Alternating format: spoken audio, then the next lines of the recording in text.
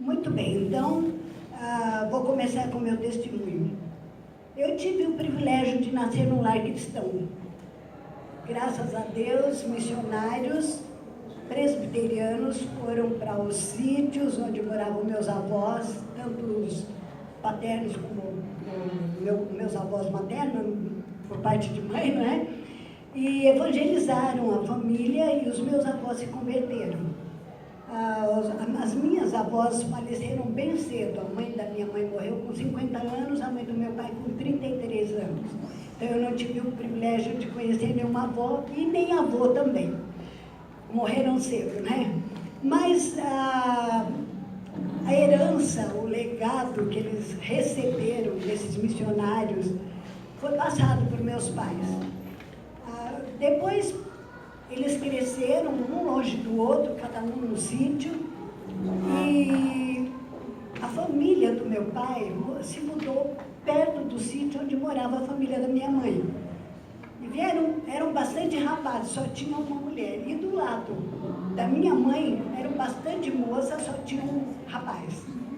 E então, quando eles chegaram, o meu avô, o pai da minha mãe, ele disse para as filhas: olha, mudou uma família de crentes aqui perto, tem bastante rapazes, e uma de vocês vai se casar com um daqueles rapazes. E a minha mãe, então, ela se chamava, né? Ela pensou: tomara que não seja eu, porque eu não quero me casar.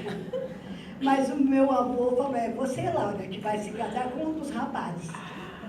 E a minha mãe, então, ela disse que ela se sentiu num abismo, no momento, não é? Mas eles fizeram os trâmites lá, não é? Resolveram entre si os pais, e a minha mãe disse que um dia o meu pai foi lá para tratar o restante do casamento, e ela o viu uma única vez pela frestinha da porta. E ela disse: eu detestei aquele rapaz com todas as forças do meu coração. Ela não queria se casar. Ela disse que perdeu tantos quilos que o vestido de noiva, quando ela experimentou o vestido de noiva, quando ela foi buscar, precisou apertar tudo de novo, porque estava muito grande, ela perdeu muitos quilos. Bom, para obedecer os pais, ela se casou e ela disse para Deus: Senhor, o Senhor sabe que eu não quero me casar, eu não gosto desse rapaz, eu detestei, não gostei da cara dele. Olha, meu pai era bonitão, viu? Ele era bem bonito, bem alto, bem claro, de olhos azuis, loiro, era bem bonito. Mas a minha mãe não gostou dele. Então ela disse: Senhor, põe amor no meu coração. Bom, eles se casaram, meu pai trabalhava numa madeireira, num outro estado, e então ele pegou minha mãe e foram para lá. Minha mãe foi com um estranho, sem conhecer, longe da família, então foi um tempo muito difícil, mas ela sempre falou para nós: Deus é bom, Deus é fiel, Deus responde às nossas orações. E Deus colocou tanto amor no coração dela, que ela e meu pai viveram 61 anos juntos com muito amor. Nunca eu vi meus pais discutirem um com o outro. Eles nos criaram nos caminhos do Senhor. Eram presbiterianos, mas presbiterianos puritanos, né? Muito fiéis. Era muito comum nós passarmos de manhã, de madrugada, 3 horas da manhã, ver os dois ajoelhados. E quando eu perdi minha mãe, eu falei: olha, o que eu mais vou sentir são as orações da minha mãe a meu favor, não é? E então eles foram assim, no domingo em casa, não que fosse uma lei, mas a minha mãe sempre dizia, meus pais sempre diziam para nós: domingo é o dia do Senhor, é o dia de descanso e de adoração. Então nesse dia a gente não deve fazer negócios, tudo que a gente puder deixar pronto durante a semana, vamos deixar e vamos usar esse dia para adorar o Senhor. Então, na nossa casa, a gente não ia para a feira no domingo, não fazia nenhum negócio, tudo aquilo que a gente podia deixar, era um dia que a gente reunia a família, E era muito gostoso, muito bom mesmo. Nós íamos para a escola dominical, voltávamos para casa e o resto da tarde era para descansar, conversar, pôr os nossos problemas em dia, porque durante a semana cada um estava rolando por lá, né, nos seus trabalhos, e era um tempo muito bom. E eu dou muito graças a Deus pelos missionários que foram até os sítios e evangelizaram meus avós. E meus avós passaram esse legado para a nossa família. Então, assim, eu nasci num lar cristão. E eu cresci no lar cristão. Mas, como era costume, meus pais esperavam que eu fui batizada, me lembro bem, e engraçado, eu tinha 3 anos e eu me lembro muito bem daquele dia de batismo. O pastor que me batizou se chamava Armando, nós chamávamos ele de reverendo Armando, né? E naquele domingo, eu tinha 3 anos. Naquele domingo, eu me lembro que minha mãe já não me carregava mais, porque eu tinha 3 anos, mas ela me pegou no colo, e meu pai, e eles desceram assim, foram lá na frente da igreja, e quando o pastor jogou água, porque eles jogam, era aspersão, né? Batismo por aspersão, quando ele jogou água na minha cabeça, eu gritei, que água fria, reverendo! E a igreja toda caiu na risada, né? Tirou a reverência. Mas eu cresci e meus pais esperavam que mais tarde eu fizesse a minha profissão de fé, porque é assim que era no meio presbiteriano. Só que eu não tinha Cristo. Eu cresci fazendo todos os rituais, naquela religiosidade, mas eu não tinha Cristo como meu Salvador. Bom, o tempo passou e a nossa família saiu lá de onde eu nasci, a região, eu nasci em São José do Rio Preto, Cedral, na verdade, mas meu pai me registrou em Schmidt. Hoje Schmidt é um bairro de Rio Preto, não é, irmã Karen? É. Então, ele nem constava no mapa, né? Mas eu nasci lá e depois a minha família veio para Campinas, nós mudamos para Campinas. E morando aqui, lá, e pela providência de Deus, nós mudamos para Vila Teixeira. E eu já estava, acho que com 14 anos nessa época, quando o pastor Donaldo Herr começou o trabalho lá na Vila Teixeira, uma igreja lá. E, então, uma tenda de lona, e começou o trabalho. Eu era tão ignorante, sou ainda, mas era muito mais, né? Que eu achava que só mesmo existiam os presbiterianos. Eu não sabia que tinha batistas e outras igrejas. Eu não sabia mesmo. Eu também era bem jovem. Mas eu achei muito interessante os hinos cantando lá no alto-falante e eu comecei a frequentar. E o pastor Donaldo Herr pregava e aquela tenda lotava a noite de pessoas, lotava mesmo. E eu ia todas as noites. Daí eu comecei a ir para a escola dominical também, mas eu tinha muita vergonha, porque eu achava que era para criança pequena. Então eu pegava minha sobrinha, que era bem pequenininha, e chegava lá e eu vim trazer minha sobrinha. Só que, na verdade, eu é que queria e estava ouvindo. Uma noite, o pastor Donaldo, ele apontou bem para mim, e ele disse, não pense, foi por acaso, né? Não foi comigo. Disse, não pense que porque seus pais são crentes, que você vai para o céu. E eu fiquei assim, me lembro que aquilo tirou minha paz. Eu era adolescente, eu cheguei em casa, eu chorei muito aquela noite, eu não sabia o que fazer. Ele fazia apelos, eu não entendia que era para mim, não entendia o plano da salvação. Bom, o tempo passou, o pastor Donaldo Herr veio para São Paulo para começar o seminário, e o pastor Ernesto que assumiu. E então, quando ele assumiu, eu continuei frequentando.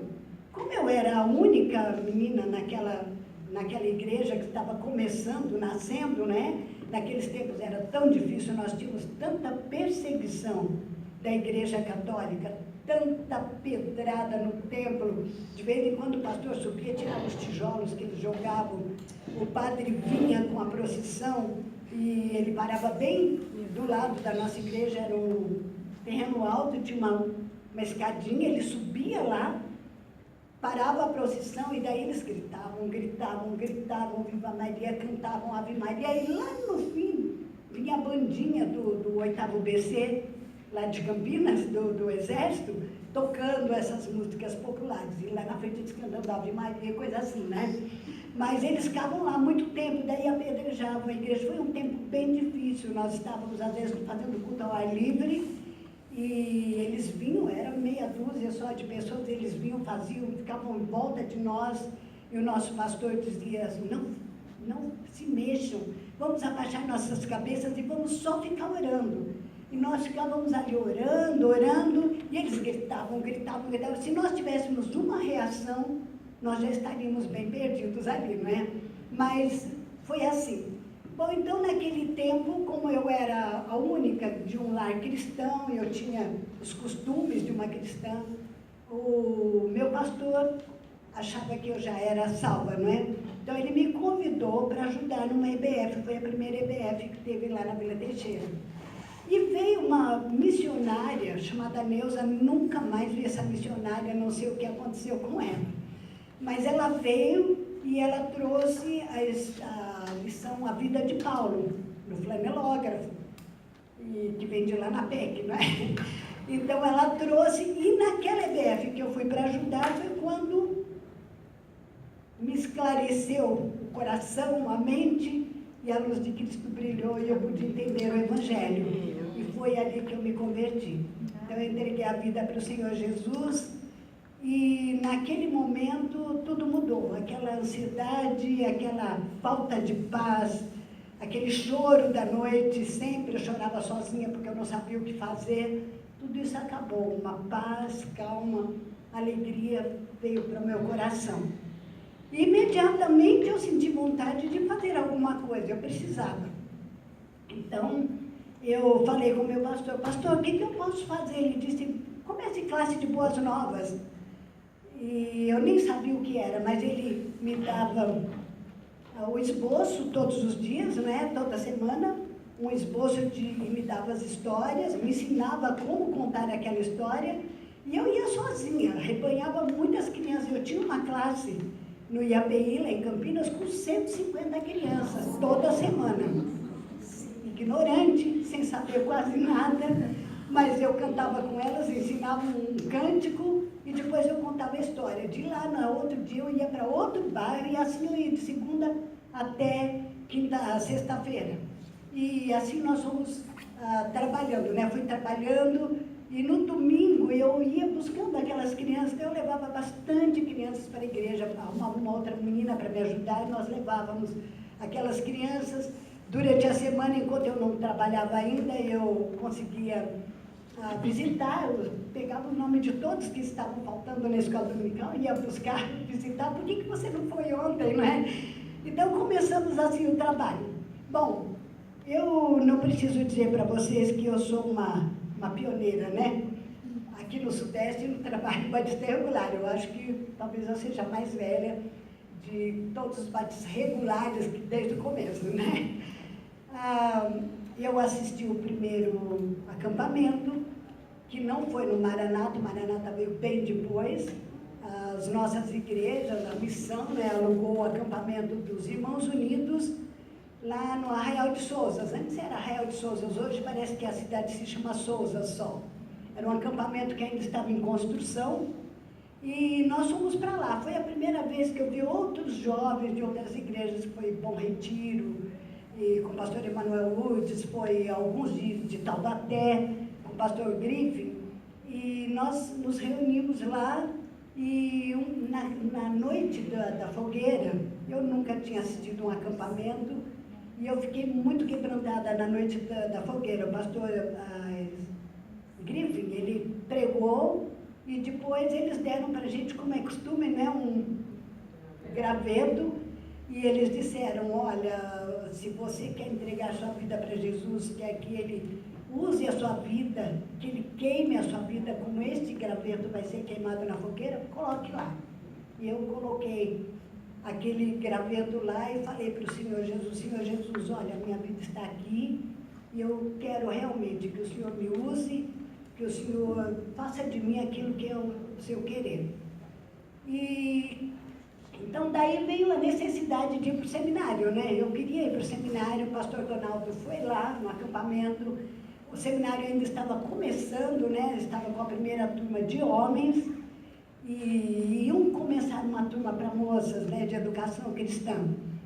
Então, o pastor Donaldo foi, e ele fez a propaganda e falou, se você quiser, eu tenho uma ficha aqui. Eu peguei imediatamente aquela ficha, preenchi. Falei, depois vou falar com os meus pais. Entreguei para ele. Quando chegou em casa, eu falei com meu pai disse, não, você não vai sair daqui para ir para São Paulo de jeito nenhum. Você vai, se você quiser estudar, tem o seminário presbiteriano aqui, porque meu pai era presbiteriano, daqueles bem roxos, né? Ele disse, tem o seminário presbiteriano aqui, você vai, estuda aqui no seminário presbiteriano. Mas o seminário lá não tinha nenhum curso para mim, era curso só para reverendos, né? Não tinha curso de educação cristã. Hoje certamente tem, mas naquela época não tinha. E então eu fui falar com o pastor, falei, pastor, meu pai não deixou, jogou um balde de água fria. Ele disse, obedeça a seu pai, obedeça e vamos orar, que se é do Senhor, ele vai quebrantar o coração do seu pai. Então eu deixei, fiquei muito angustiada, porque eu tinha uma ansiedade muito grande, apesar de ser muito caipira, nunca tinha saído da barra da saia da minha mãe, mas eu queria enfrentar, porque eu queria estudar, eu queria fazer alguma coisa. E logo eu tinha um desejo muito grande de ser missionária entre os índios no Amazonas. Esse era o meu desejo, meu plano, não era o plano do Senhor, não é? Mas passou um tempo, fui conversar com meu pai de novo, ele disse, bom, agora você já tem mais de 18, você pode ir. E eu saí pulando, fui falar com o pastor disse, tá bom. Então ele leu para mim Provérbios 3, 5, não te estribes no seu próprio entendimento, né? E confia no Senhor. E então eu fiquei pronta. Na primeira leva que fosse para o seminário, eu iria. Então eu fui. Não vim, eu fui. E em 62, bom, foi um tempo difícil, porque eu me lembro que eu perdi 10 quilos de saudades da minha família. E todo fim de semana eu ia para Campinas para ajudar na igreja e fazer algumas coisas lá. E segunda-feira, bem cedinho, eu voltava, porque o curso era de manhã, depois passou para a noite.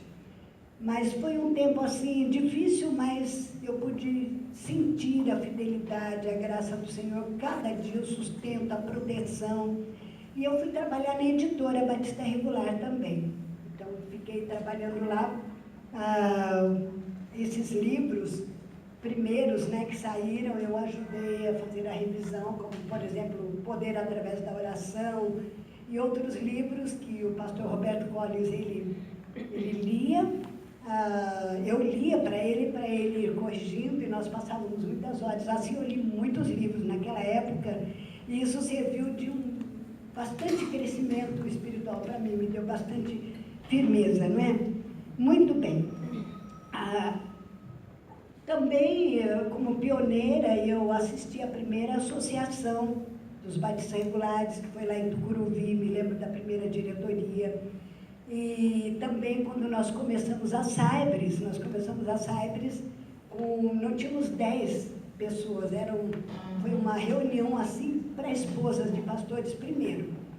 Nós nos reunimos e para a gente, porque nós éramos, as brasileiras eram ainda bem novas, nós ainda não tínhamos, não sabíamos como agir, como fazer. Então as missionárias começaram a passar para nós muitas dicas, muitos ensinamentos, e nós nos reunimos assim. Mas daí foi tão gostoso, tão bom, que alguém lá no grupo disse, a gente podia convidar também as líderes das uniões femininas para vir. Bom, então convidamos as presidentes, elas vieram e foi muito bom, crescendo. E se a gente trouxesse mais líderes? E assim foi crescendo, e a Saibres virou Saibres, né? Esse nome Saibres nós escolhemos lá no Maranata, num acampamento de famílias, nós nos reunimos na casa uma daquelas casas dos missionários. Me lembro bem, a esposa do missionário fez um bolo de chocolate, nos deu chá, e nós reunimos e fomos decidir qual seria o nome do nosso encontro, né? E então a Magali, ela sugeriu SAIPRES, Senhoras Associadas das Igrejas Batissangulares do Sudeste, né? E o nome ficou, pegou e até hoje está aí, não é? Muito bem. Bom, quando eu ainda estava no seminário, eu já estava começando a tocar um pouquinho de órgão, e era aquele órgãozinho de fole, né? A gente ia tocar na igreja, o órgão era tão pequenininho que às vezes o piso era bem liso e o órgão ia embora, gente. Puxa o órgão de volta. E assim foi por muito tempo. Mas eu estava começando a tocar, não tocava quase nada. Mas trabalhando ali na editora, um dia o pastor Renato Volpe, ele pastoreava a igreja em Tucuruvi. Então ele chegou e disse para mim, Edi, você não quer ajudar a gente com a música lá em Tucuruvi? Nós estamos precisando muito. Não temos ninguém para tocar para os cultos. Eu falei, pastor, eu não toco nada. Ele disse, não, mas eu dou para você os hinos que a gente vai cantar, só hinos bem fáceis. Durante a semana você treina, daí domingo você toca pra gente. Bom, eu com a cara e a coragem aceitei o desafio, né? E, então no seminário tinha um órgãozinho desse de fole. E então na hora do meu almoço, em vez de almoçar, eu corria lá e ficava treinando aqueles hinos. Então a primeira vez que eu fui lá para Tucuruvi, quando eu cheguei, que eu entrei, o coral estava ensaiando. Nós tínhamos um irmão que conhecia bastante de música, ele não tocava, mas ele conhecia bem. E Tucuruvi tinha um coral muito bonito naquela época. Então, quando eu entrei, o coral estava lá no fundo, ensaiando. E eu entrei, sentei lá nos últimos bancos, e quando eu olhei, eu vi um rapaz lá muito lindo. Muito lindo. Eu nunca tinha visto um rapaz tão lindo na minha vida. Bom, até então eu tinha na minha mente que eu nunca ia namorar, que eu nunca ia me casar, e que eu ia ser uma missionária entre os índios, né? Bom, mas a hora que eu entrei, sentei, esse rapaz tão lindo olhou para mim também, e olhou bem fixo para mim. E eu olhei para ele, parece que foi assim um magnetismo, fora do comum. Palavra desmoronou, ela não escutou, desmoronou. Como é que é? Ficou desmoronada, assim, sem saber. Bom, e nessa época, eu morava na casa do pastor Ricardo Stegenburg, que era o diretor do SEMI, foi diretor depois, né? Mas ele ofereceu a casa dele para ser o dormitório das moças. E o que eu fazia durante a semana para poder andar bem direitinho, não ter nenhuma falhazinha no meu andar, porque se nós tivéssemos alguma coisa, a gente levava assim uma disciplina e não podia sair, né?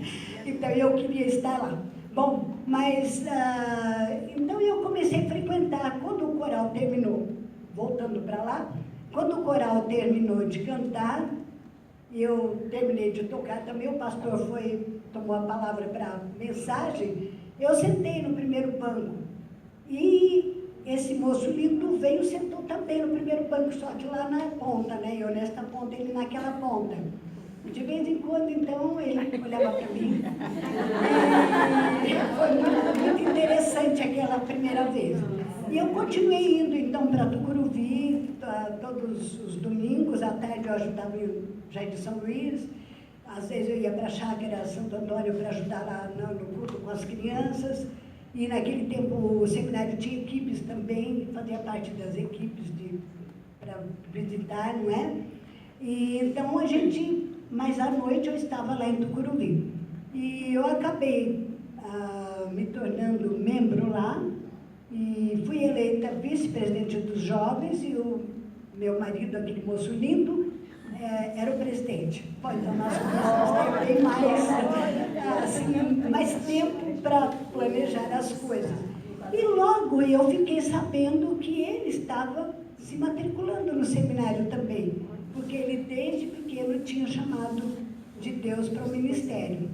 E eu tenho certeza absoluta que o Senhor Deus o chamou mesmo, porque durante esses 50 anos eu tenho visto cada dia. Eu realmente admiro muito meu marido, ele é uma bênção, foi uma bênção na minha vida, e trabalhar ao lado dele para mim foi a coisa mais especial que Deus me deu depois da salvação. Foi realmente uma bênção muito grande apoiar o ministério dele. Então, continuando aqui, não é? Deixa eu ver, eu escrevi tudo que é para mim não esquecer, né?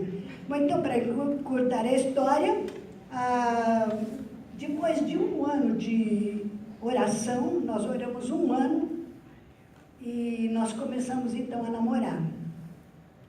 Quando nós estávamos para ficar noivos, na semana que nós íamos ficar noivos, ele já estava no seminário e o que aconteceu? Ele ficou doente e precisou ser internado em São José dos Campos, teve um problema de pulmão e pronto, nossos planos foram por água abaixo, né? Ficamos não pudemos ficar noivos naquela semana. Isso, ele ficou quase um ano internado. Então, nós tivemos que esperar mais 2 anos para a gente realmente ficar noivos e depois de 3 anos nós nos casamos. Bom, agora pensando isso há 50 anos atrás, né? E Deus nos deu os 4 filhos, os nossos filhos nasceram assim bem um atrás do outro, quer dizer, a Laura e o Timóteo tem diferença de 2 anos e 7 meses.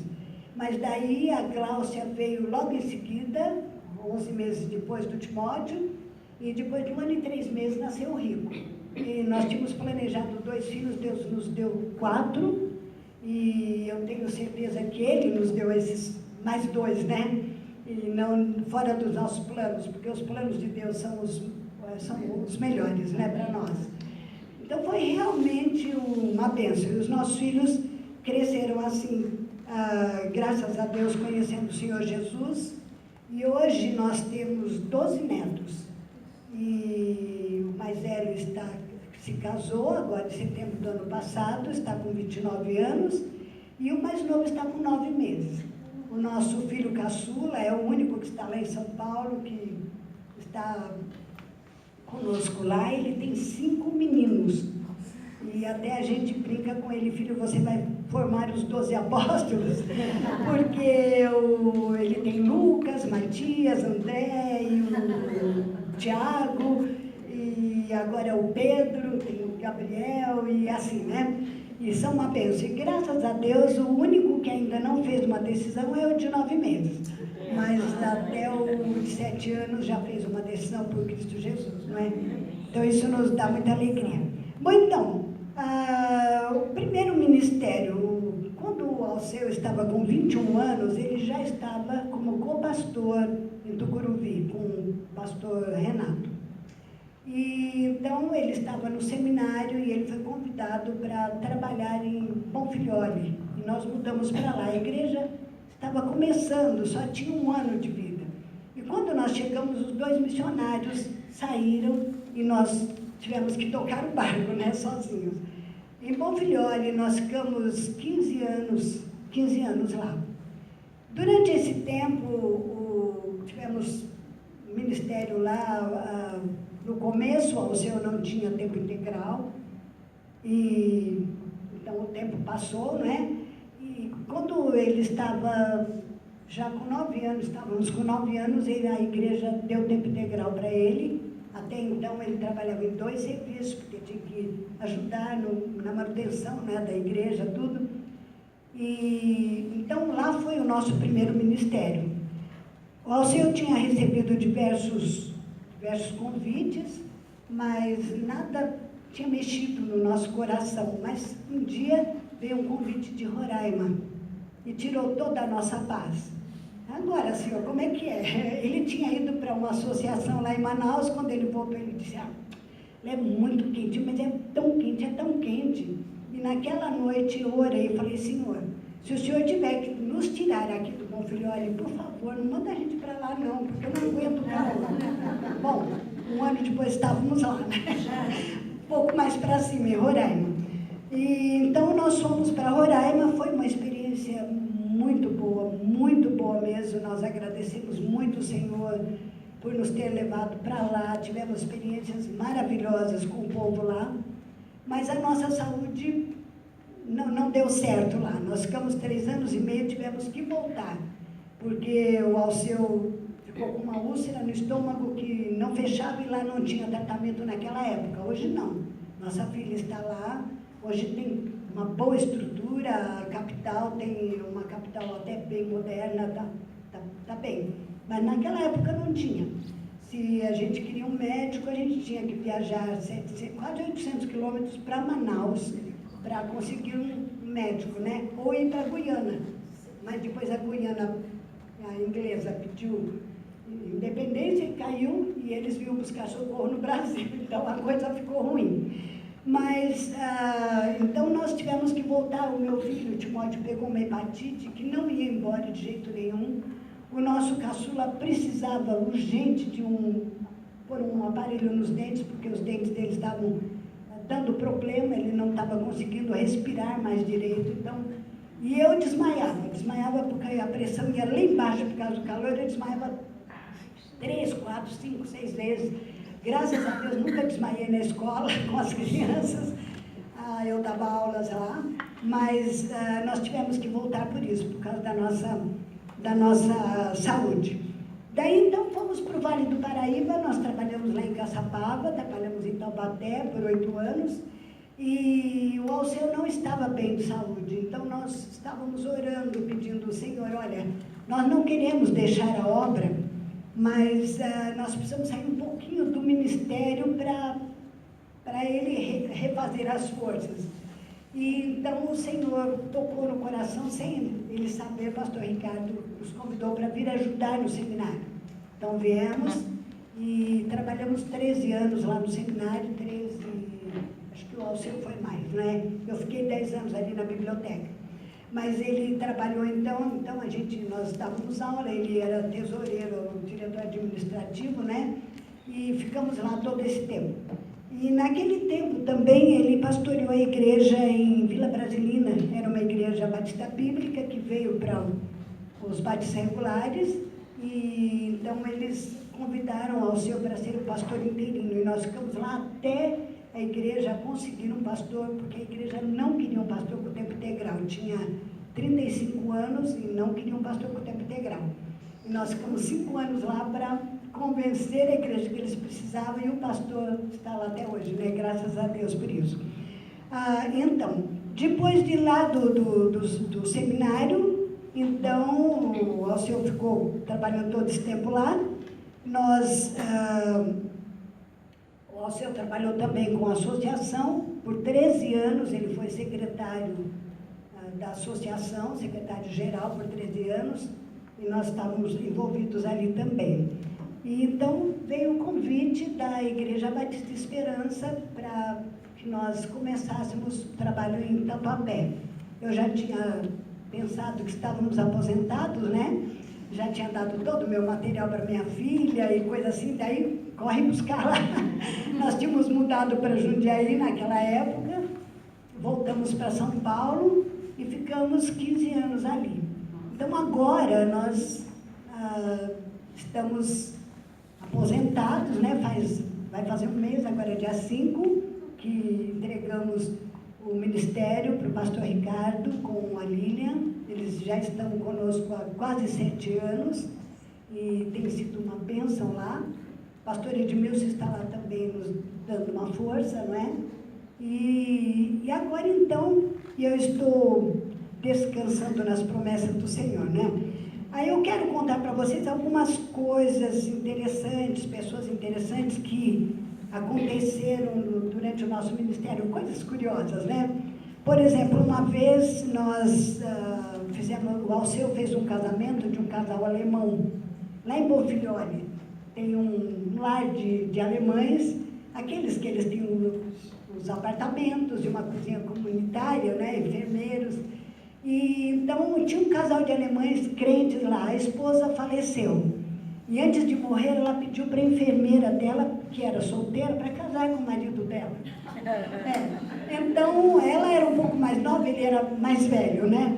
E ela aceitou. Então, quando ela morreu, eles vieram lá na igreja e falaram para o Alceu: pastor, nós já nos casamos no civil, mas nós queríamos a bênção de Deus. Mas nós temos muita vergonha de fazer um culto assim, nós queremos que o Senhor nos abençoe, mas não queremos ninguém. Pode ser assim numa terça-feira à tarde? Daí o Alceu disse: tá bom, irmãos, conheci os dois, né? Tá bom, então vamos fazer o casamento. Então, naquela tarde, eu coloquei uma passadeira vermelha, fiz um altarzinho lá, e os dois vieram, ela bem bonitinha, ele também todo de terno, e eu sentei, só eu, fechamos a porta, e só eu fui assistir o casamento. E o Alceu fez o casamento como se fosse um casamento com muitas pessoas, né? Puseram aliança e tudo. Bom, um fato engraçado. Outra coisa que aconteceu num dos casamentos, sempre acontece, né? Acho que foi no casamento do pastor Joaquim com a Vera. Meu marido estava fazendo o casamento e tinha uma garotinha na igreja, filha de um diácono, muito bonitinha. Ela sempre era daminha, né? De quase todos os casamentos, foi daminha dela. Então ela estava lá na frente, toda feliz, ainda naquele tabernáculo nosso, e de repente ela olhou para a mãe e falou: mamãe, quero fazer xixi. Daí a mãe disse: fica aí. Ela entendeu: faz aí. Então, imagina o que aconteceu, né? Nós temos a foto, né, Vera?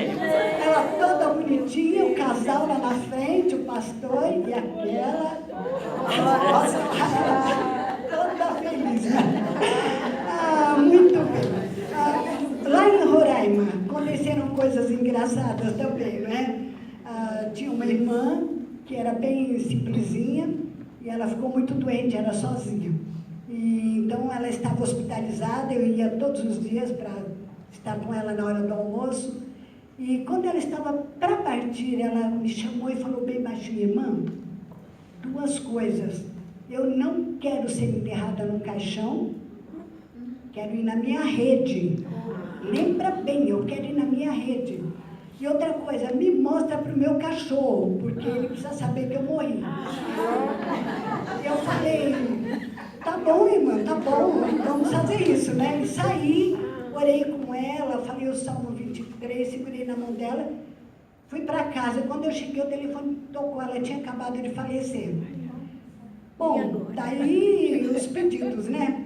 O meu marido teve que ir na prefeitura, porque a prefeitura não permite, tinha que ter o caixão, mas o pedido dela, daí um dos diáconos disse: pastor, mas morto tem vontade?